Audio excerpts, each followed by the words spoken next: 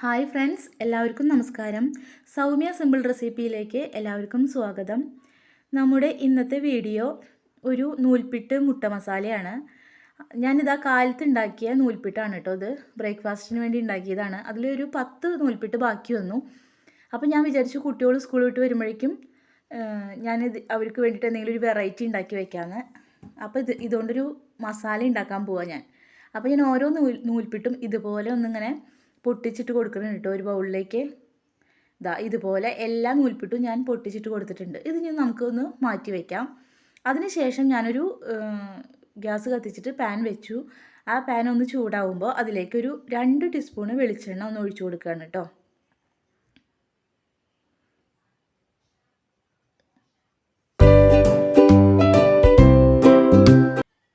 പിന്നെ ഞാൻ അതിലേക്ക് ഒരു സബോള ഇട്ട് കൊടുത്തിട്ടുണ്ട്. നീളത്തിൽ അരിഞ്ഞിട്ടുള്ള ഒരു സബോള, ചെറിയ സബോളയാണ് കേട്ടോ ഞാൻ എടുത്തിരിക്കണേ.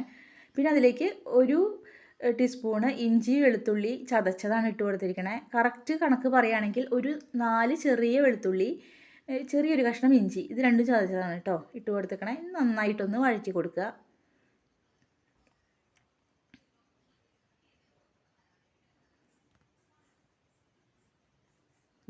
നമ്മുടെ സബോളയൊക്കെ നന്നായിട്ടൊന്ന് വാടി വന്നിട്ടുണ്ട് കേട്ടോ. ഇനി നമുക്കിതിലേക്ക് പൊടികളൊന്ന് ചേർത്ത് കൊടുക്കണം.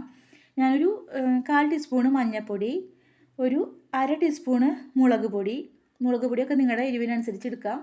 ഞാനിത് മക്കൾക്കുള്ള കാരണം ഞാൻ കുറവാണ് എടുത്തിരിക്കുന്നത് കേട്ടോ എരിവ്. പിന്നെ ഒരു 1/2 ടീസ്പൂണ് മല്ലിപ്പൊടി, ഒരു 1/2 ടീസ്പൂണ് ഗരം മസാല, പിന്നെ ഒരു 1/2 ടീസ്പൂണ് ഉപ്പ്. ഇതെല്ലാം കൂടി ഇട്ടിട്ട് നന്നായിട്ടൊന്ന് നമുക്ക് ഇളക്കിയെടുക്കണം കേട്ടോ. കാരണം ഇതിൻ്റെ ഈ പൊടികളുടെ പച്ചമണമൊക്കെ നന്നായിട്ടൊന്ന് മാറണം. പച്ചമണം മാറണ വരെ നമുക്കിതൊന്ന് വഴറ്റി കൊടുക്കാം. എപ്പോഴും ഞാൻ പൊടികൾ ഇട്ട് കഴിഞ്ഞതിന് ശേഷം ഞാൻ ലോ ഫ്ലെയിമിൽ ഇട്ടിട്ടാണ് കേട്ടോ അത് ഇളക്കി കൊടുക്കുന്നത്.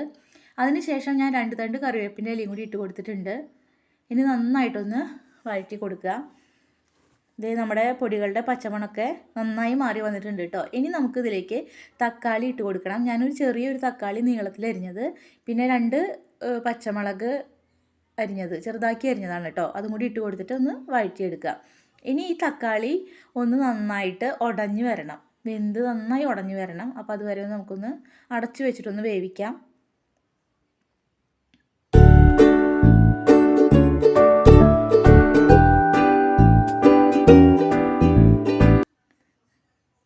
നമ്മുടെ തക്കാളിയൊക്കെ നന്നായി വെന്ത് വന്നിട്ടുണ്ട് കേട്ടോ. ഞാനത് ഈ കയ്യിൽ വെച്ചിട്ടൊന്ന് നന്നായി ഇതുപോലെ ഒന്ന് ഉടച്ച് കൊടുക്കുകയാണ്.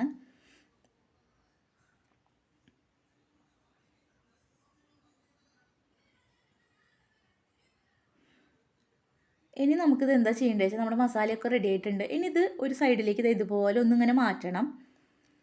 ഇനി ഞാൻ ഇതിലേക്കൊരു 3 കോഴിമുട്ടയാണ് എടുത്തിരിക്കുന്നത് കേട്ടോ. അതും കൂടി ഇതിലേക്കൊന്ന് ഒഴിച്ചു കൊടുക്കണം.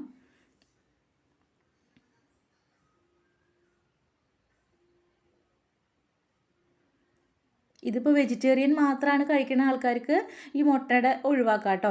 അതല്ല, മുട്ടയുടെ പകരം നോണൊക്കെ കഴിക്കുന്ന ആൾക്കാർക്കാണെങ്കിൽ മുട്ടയുടെ പകരം ചിക്കൻ, ബീഫ് ഇതൊക്കെ ആഡ് ചെയ്യാം.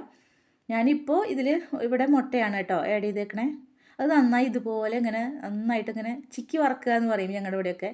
അങ്ങനെ ആക്കുക. നന്നായി ഇങ്ങനെ മുട്ട പൊരിക്കുക, കൊത്തി പൊരിക്കുക എന്നൊക്കെ പറയില്ലേ, അതുപോലെ ആക്കണം.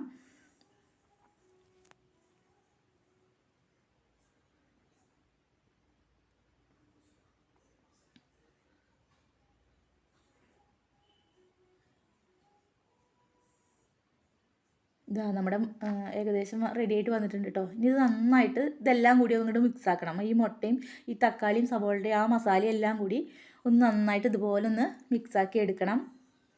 നോണൊന്നും കഴിക്കാത്ത ആൾക്കാരാണെങ്കിൽ മുട്ട ഞാൻ സ്കിപ്പ് ചെയ്യാമെന്ന് പറഞ്ഞില്ലേ, അപ്പോൾ അത് അവിടെ നിർത്താം കേട്ടോ. പിന്നെ ഈ മുട്ട ഒഴിക്കുന്നതിന് പകരം നമുക്ക് ആ നൂൽപ്പിട്ട് ഇതിലേക്ക് ഇടാം, കുഴപ്പമില്ല. നോണൊക്കെ ചേർത്തിട്ടാണ് ഉണ്ടാക്കണേ വെച്ചാൽ ഇതുപോലെ ഉണ്ടാക്കണം.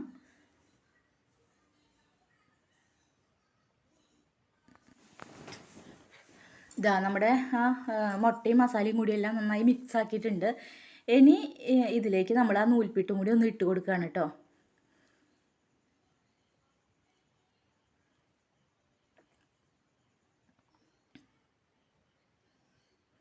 ഇനി ഇത് നന്നായിട്ടൊന്ന് ഇങ്ങനെ മെല്ലെ ഒന്നിങ്ങനെ ഇളക്കണം. ഇതെല്ലാം കൂടി ഒന്ന് യോജിപ്പിക്കണം. ഇപ്പം ഞാൻ ഈ ഫ്ലെയിം എപ്പോഴും ലോ ഫ്ലെയിമിൽ ഇട്ടിട്ട് തന്നെയാണ് കേട്ടോ ഇതൊക്കെ ചെയ്യണത്. അതെല്ലാം ഞാൻ നന്നായി മിക്സാക്കി എടുത്തിട്ടുണ്ട്. ഇനി നമുക്കിതൊന്ന് ഫ്ലെയിം ഒന്ന് ഓഫ് ചെയ്യാം.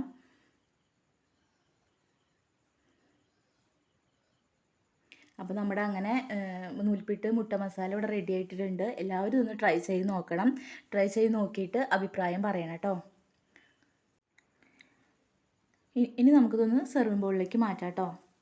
വളരെ ടേസ്റ്റി ആയിട്ടുള്ള ഒരു നൂൽപ്പിട്ട് മുട്ട മസാലയാണ്. നൂൽപ്പിട്ടൊക്കെ ബാക്കി വന്നാൽ ഇങ്ങനെ ചെയ്തെടുക്കാൻ പറ്റും. വളരെ സിമ്പിളായിട്ട് നമുക്ക് ചെയ്തെടുക്കാൻ പറ്റുന്ന ഒരു റെസിപ്പിയാണ് കേട്ടോ.